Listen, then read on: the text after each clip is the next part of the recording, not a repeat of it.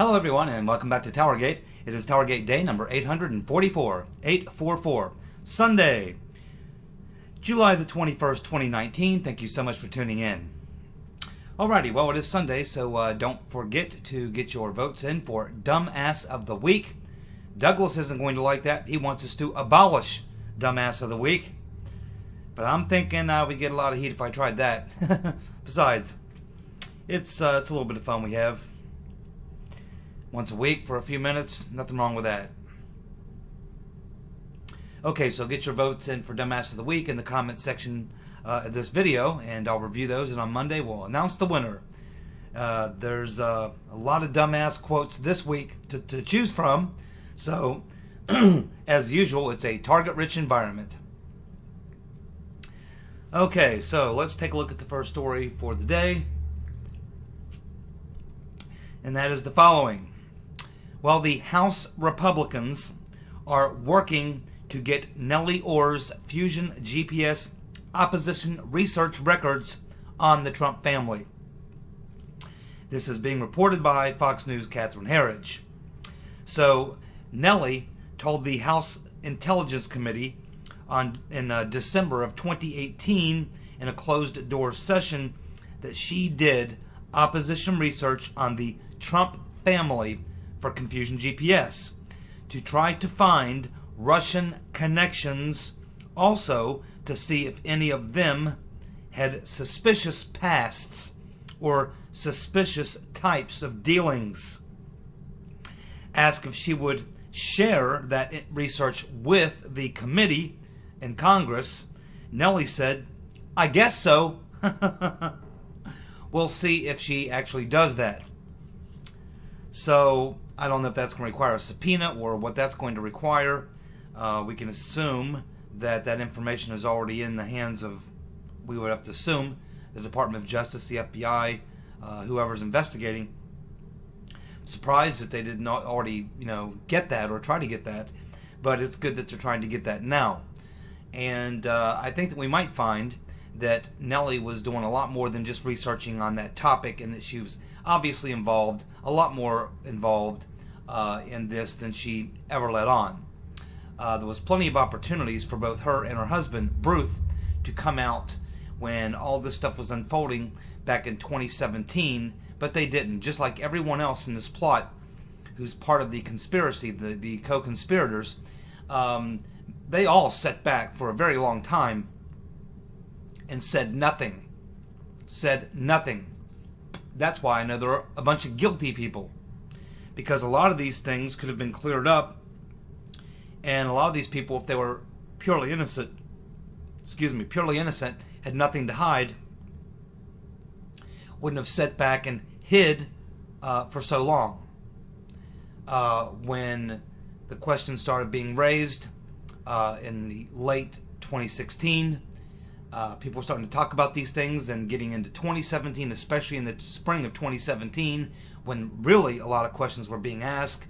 None of these people came forward and said, "Hey, whoa, listen, hey, I'm Bruce Orr, or I'm Nellie Orr, or I'm Glenn Simpson, or whatever, or the Clinton campaign, the DNC." They could have come out and said, "Oh yeah, I mean the dossier, yeah, we paid for that. That was just opposition research."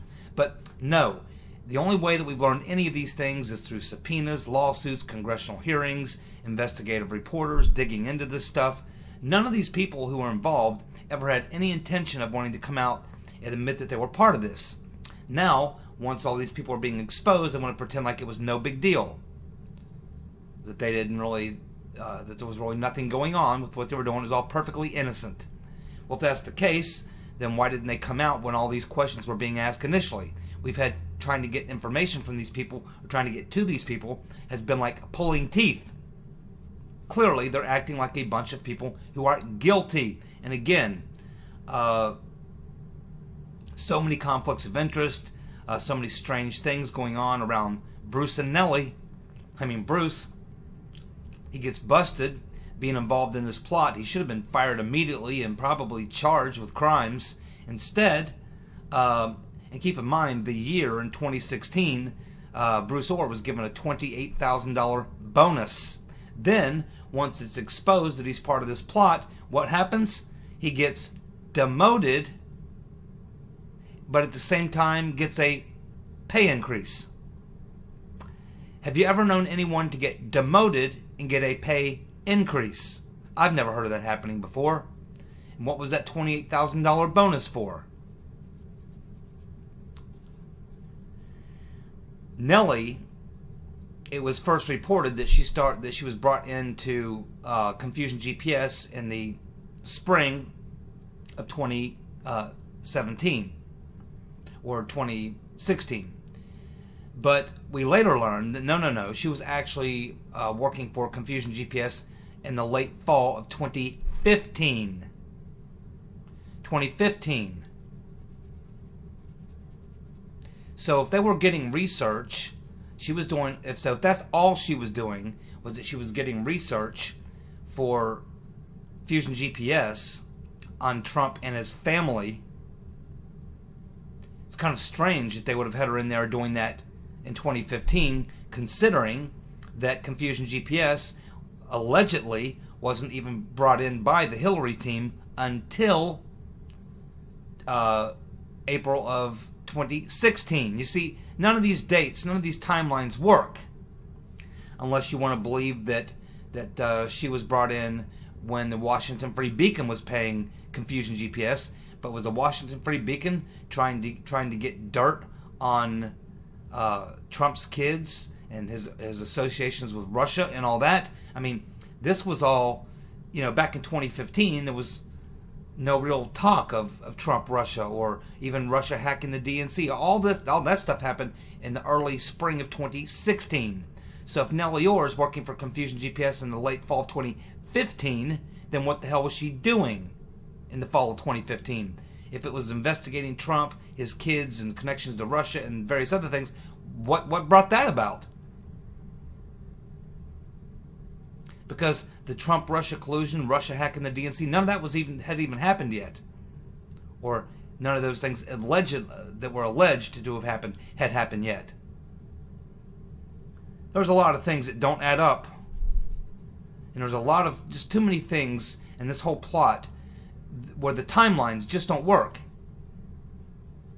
They keep telling us all these things happened in the late spring 2016, then Operation Crossfire, they start investigating Trump July the 31st, 2016. Yet we know all these other things were going on long before that. And here we have Nellie Orr basically saying that this is what she was doing. And that doesn't make sense.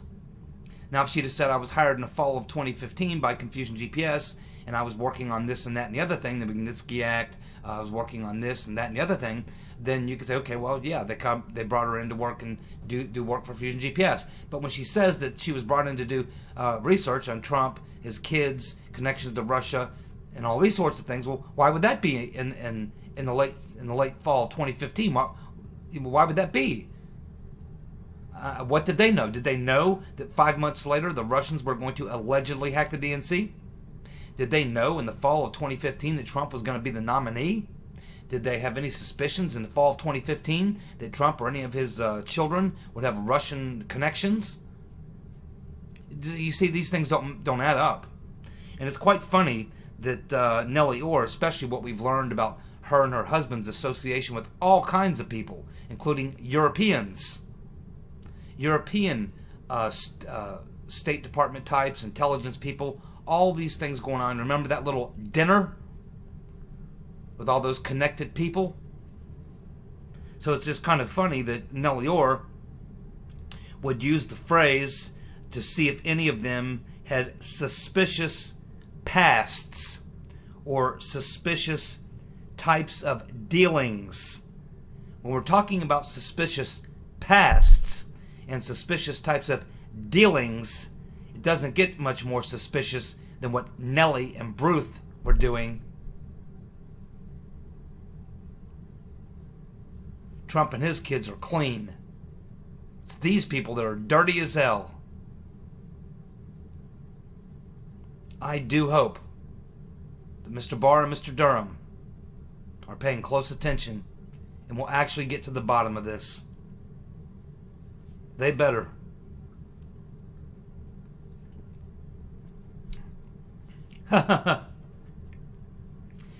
So we have, of course, the ban that went into effect on plastic straws in, of course, California, as well as, I think, Seattle and I believe Portland, and there may be other cities as well, but I know for sure the state of California, the city of Seattle, and I think it was Portland, there's probably others, probably Austin, that they had these bans on plastic drinking straws.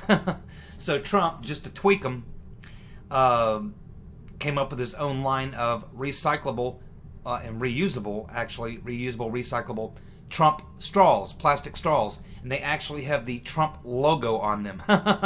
Plastic Trump straws with a logo on them that people in California and Portland can use, because you certainly can't get them in those places anymore. They've got people using paper. Paper. Now think about this. How stupid is this? Paper straws. When you put a paper straw into a drink, especially a hot drink, what do you think happens to it? On both ends. What do you think happens to a paper straw when you wrap your mouth around it? I'm pretty sure you get a lot of paper in your mouth as it dissolves in your mouth and in your drink. Not a good idea to make a straw out of paper.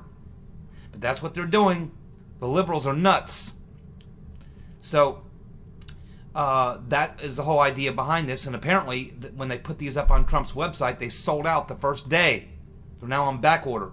If you want a Trump plastic reusable recyclable straw with the Trump logo on it, then you'll be waiting. They're being back ordered for the next batch of drinking straws. And what's even crazier about all this is that if you go to most of these places and you get a drink to go or whatever, a lot of their drinks, I know, like here where I live, I mean, like the slushies and smoothies and all those sorts of things, those mostly come in plastic cups. They certainly have plastic lids. I mean, there's all kinds of plastic. So how ridiculous is it when you go to a place and they give you a drink and it's got a plastic cup with a plastic lid, but they refuse to let you have a plastic straw? You have to have a paper straw for your plastic cup and your plastic lid, which is, of course, going to dissolve in the drink in one end and in your mouth in the other, because it's paper. These people are beyond crazy. They're just flat stupid. I mean, that's it. That's the bottom line. I mean, now we know how you become a rotten Reverend Clinton cultist. Now we know how you become an addict to CNN and MSNBC. Now we know how you listen to all this garbage and buy into all this stuff. Go look at some of these Twitter pages on a lot of these left-wingers. I was looking at Mr. Bauman, Brad Bauman's website. I was looking at websites of other people, and you know, you can just tell when you read these comments, these are really the dumbest of the dumb, man. And that's how you end up in these groups. These are just dumb people. That's why they fall for this stuff. That's how they get sucked in to a CNN Russia collusion delusion. They're just stupid. They're not very smart people. That's just the bottom line. It's the dumbest among us that they target. And apparently there's enough of them to create a problem, certainly. The dumbest among us. Unbelievable. Well, as the days go by, every day now it seems we discover more and more about Ilhan Omar and her disturbing and secretive past. She appears not to be who she says she is. That's the first thing that we're learning. Her name really isn't even Ilhan Omar. She's not part of the Omar family. She's married to her brother. She files documents, many false documents, including tax forms and various other legal documents, all fraudulent. Now we find out that Omar was arrested for trespassing in 2013. She went to a hotel where the former Somali president was staying. This was in Minneapolis. So she goes there, and of course, they tell her that she has to leave. And she refuses to leave. They ask her again. They keep trying to get her to leave, and she refuses. Finally, at one point, she leaves, but then comes back. And they tell her again, hey, one more time, you're going to leave or you're getting arrested. She continued to resist, continued to be arrogant, and not cooperating at all. And so she ends up getting arrested. Now, it appears that this, along with many other things, have been scrubbed from her bio. Yes, it's time to take a closer look at her. And there's another video that popped up yesterday, and that's of Talib. And this is a video where she goes apeshit at a Trump rally back in August of 2016. She goes to a Trump rally and starts going apeshit, screaming and acting crazy.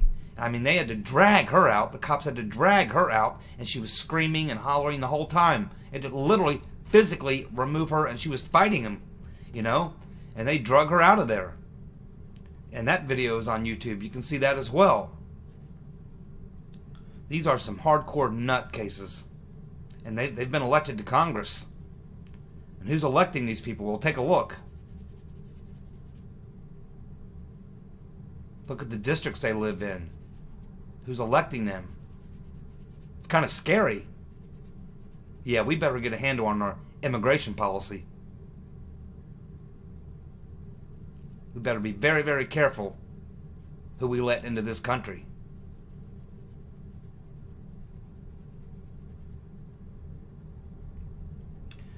Well, it looks like Angela Shaky Merkel, the shaky girl Merkel, is now coming out publicly saying that she stands in solidarity with the squad over Trump. Now, perhaps Angela Merkel, Shaky, doesn't realize that they're anti-Semites of all the anti-Semitic statements that they've made.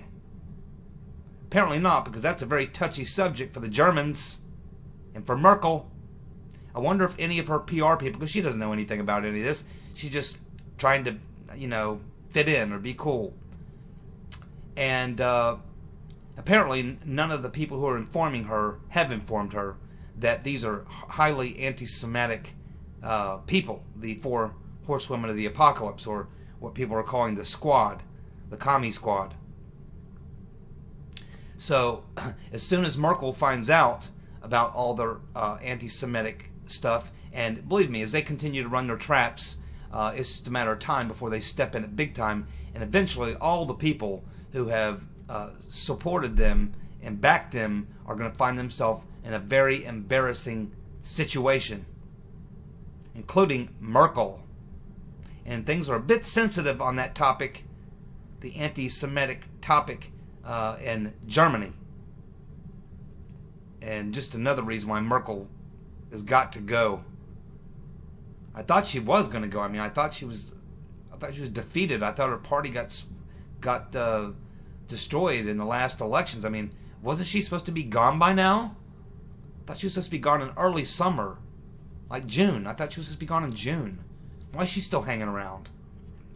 You keep seeing these videos of Merkel going into these crazy shaking fits. I don't know what the hell's wrong with her, but she says she's fine and that she's in perfect position to lead the government. I mean, how long is Merkel going to be around? My God.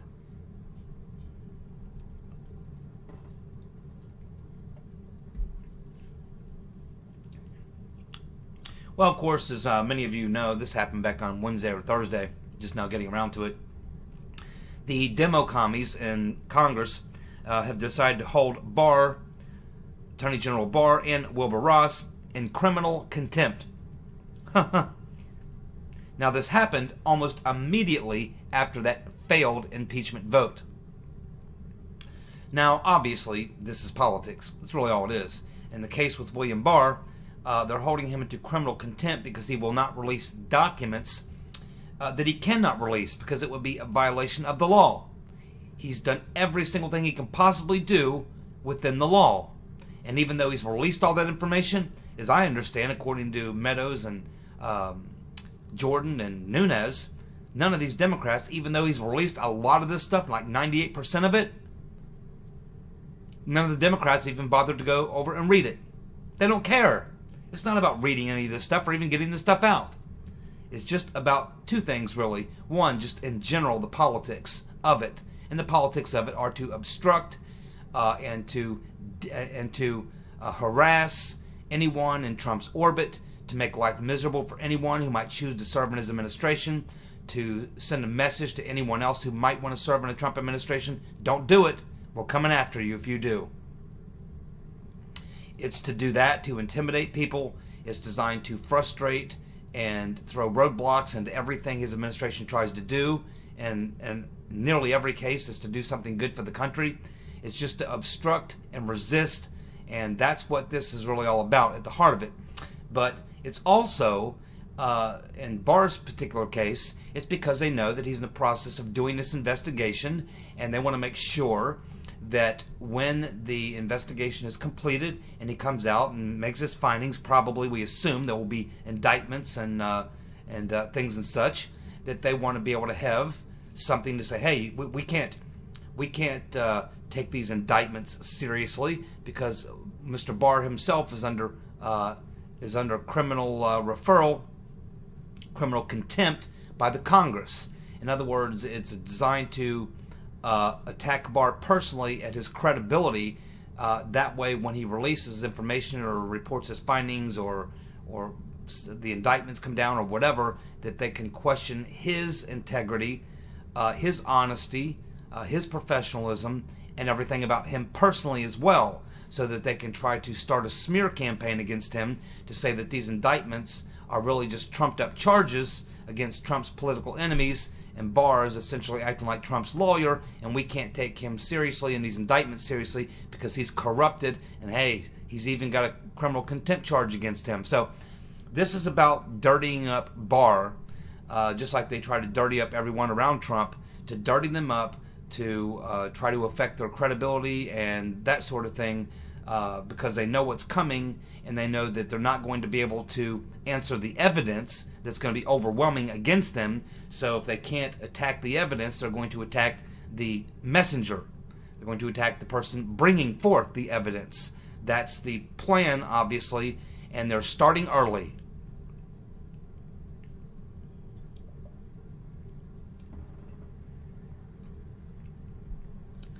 The anniversary of the moon landing, of course, this week, and of course I remember that very well. It was an extraordinary time to be alive. I believe I was 7 or 8 years old, and I remember our TV, our classroom, our teacher brought in one of those TVs on the rolling carts, brought it into the classroom, plugged it in. Of course, back then TV was black and white. There was no color TV. And I just remember I was like maybe I think I was 7, 8 years old, something like that, like second grade, I guess, maybe third grade, something like that. And I don't think we understood at the time. We were too young to understand the full impact. We thought it was pretty cool to see astronauts get out and walk on the moon and see the craft land. Of course, the picture on the TV wasn't really great. It was very kind of staticky. The resolution wasn't very good.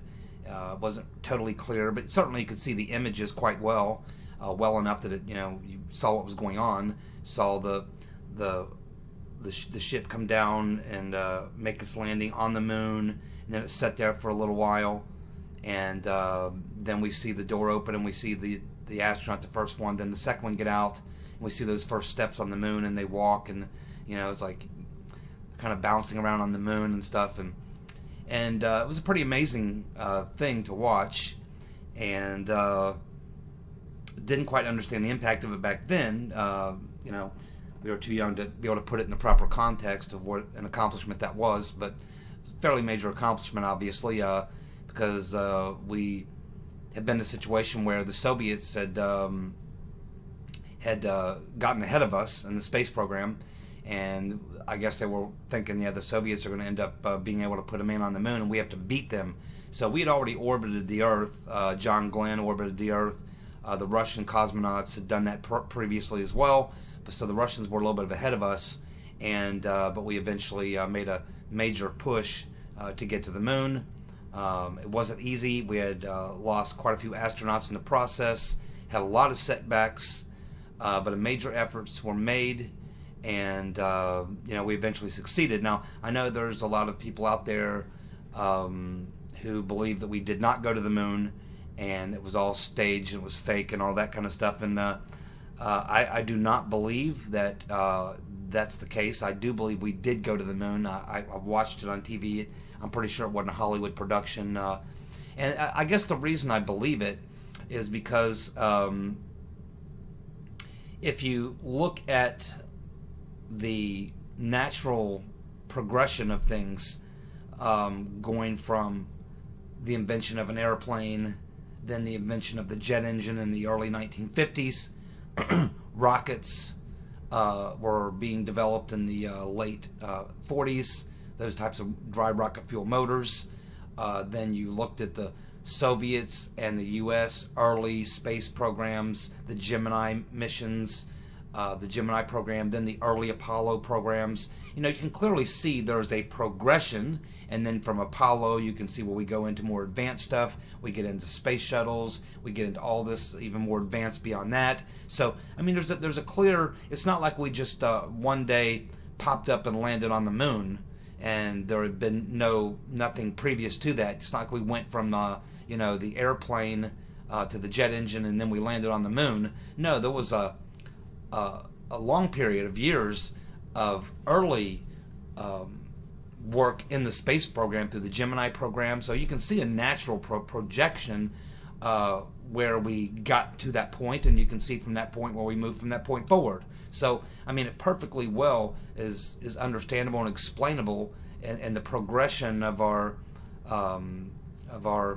efforts to explore space and explore those technologies. I mean, we know that we were working on breaking the speed of sound, developing more powerful jet engines, more powerful rocket engines. We were studying more in space. So it was a progression, a long progression of things that led up to the Apollo program and eventually landing on the moon. It wasn't just like, we went from this point to this point and there's nothing in between. And if that was the case, I'd say, yeah, probably was staged. But there is a clear, documented evidence of a progression of things, how things developed to go from, point A to point Z, from here to get to the moon. It was clearly a logical progression of things, including many failures, astronauts dying, rockets blowing up, rocket motors blowing up, planes crashing, test pilots being killed. There were a lot of brave people who lost their lives training to be astronauts, trying to testing these brand new technologies, which got some of them killed. There's a natural progression that leads up to getting there, and even then we hadn't mastered it, and we know that because we tried to go back to the moon 2 missions after Apollo 11. We tried to do it again, Apollo 13, and we know that all the problems that occurred there, we almost lost those 3 astronauts because of an issue there with the spacecraft, and they were barely able to get them back here to Earth alive. It was a miracle practically. And again, a lot of smart people, still very, very close. Could have lost those 3 guys too, but so certainly it wasn't just routine or anything like that. I mean, space flight's never routine, but I think there's overwhelming evidence that we went to the moon in 1969. And again, I remember it as a kid when it went down, for real. And I was, of course, a kid myself watching it. So, yeah, we went to the moon, and people who try to make that theory, I've had people try to tell me that before. I usually just laugh at them. They're wrong. We went to the moon in 1969. We landed on the moon, okay? That's what happened. Let's see. It doesn't mean that I don't, there's a lot of conspiracy theories out there. I'm just one of those people. I don't believe in every conspiracy theory that comes down the pike, but I don't disbelieve in a conspiracy theory either. I don't think about things in terms of conspiracy theory, I guess. I just look at them as events and what happened, and do we have the truth about what happened? Do we not have the truth about what happened? And in the case of Apollo 11 landing on the moon, I mean, I believe that there's overwhelming evidence that, in fact, we did land on the moon. But then you have things like the JFK assassination. That's a conspiracy theory, so-called, that I do believe in. I do believe because there's overwhelming evidence that Lee Harvey Oswald probably didn't fire a single shot, and that was probably most likely a hit by the deep state. including the CIA, the FBI involved, the Secret Service involved, Lyndon Johnson involved, private individuals, wealthy people who paid for the operation, mafia hitmen, CIA hitmen. I believe there was probably 3 to 4 teams that day in Dealey Plaza. I believe there was probably somewhere between 9 and 13 shots fired. So that's a theory. And again, then we get to 9/11. I don't believe that laser beams blew up the building, and there were no planes and all these sorts of things. I don't believe those sorts of things, but I do have serious questions about how Building 7 was able to collapse in the way that it did. I have serious questions about many other things that occurred there. I don't claim to know exactly what the entire deal was there. Many people will tell you they do. They don't. Nobody knows, really. Probably nobody. It was too compartmentalized. But I do suspect that there was absolutely foul play on behalf of the deep state in 9/11.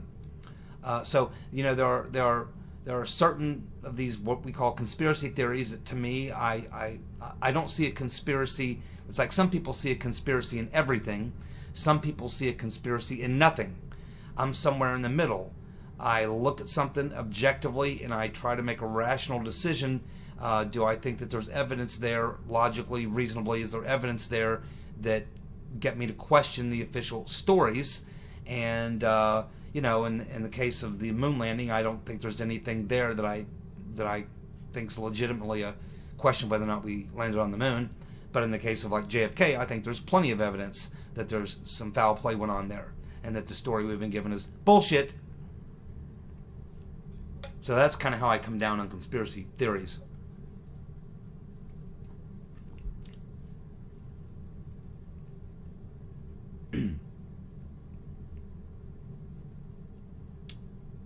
Uh-oh. I have a recommendation. If you are passing through Arlington, Virginia, and you need to make a restroom stop, keep going. Keep going. Don't get off the exit. Go to the next town. Don't stop in Alexandria, Virginia. Because now, in the city of Arlington, Virginia, it is totally, anyone can use basically any restroom you choose. There's no more male and female restrooms in Arlington, Virginia. All restrooms are open for anybody. So if you're a man, you can be in the restroom. A woman can walk in. If you're a woman, you can go in the men's room. Men, women can use either restroom you want. Doesn't matter. That's kind of freaky. I'm not sure exactly how that works. I don't. If I'm in the restroom and some woman walks in, probably make me kind of nervous or something. I imagine if you're a woman and a man walks in the women's restroom, it's going to kind of freak you out a little bit. But if it does, and if it would make you kind of uncomfortable the way it would make me uncomfortable, just keep in mind if you're passing through Arlington, Virginia, and you got to take a leak, keep driving to the next exit and hold it. You don't want to stop in Arlington and hit the restroom there. You never know what you could find. Will the Democrats be stupid enough to block Trump's trade deal with Mexico and Canada, otherwise known as the USMCA? Knowing good and well that even Democrats who've looked at it agree that it will bring in approximately $70 billion in new revenue to the U.S. and create somewhere in the neighborhood of 180,000 jobs.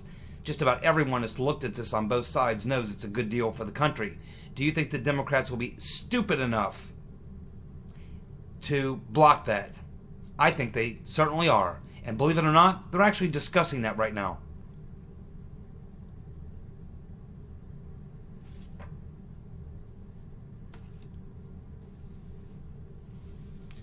We have Ocasio-Cortez, I'm almost out of time, Ocasio-Cortez making the comment that nobody is heartbroken about the possibility of losing their insurance. Nobody is heartbroken about the possibility of losing their private insurance. Oh yeah? Just try to drop another government healthcare system, Medicare for all, on all those people that got kicked off their private health insurance, and you'll find out, Cortez. Thank you so much for tuning in. I'll be back tomorrow with more TowerGate. See you guys. Bye.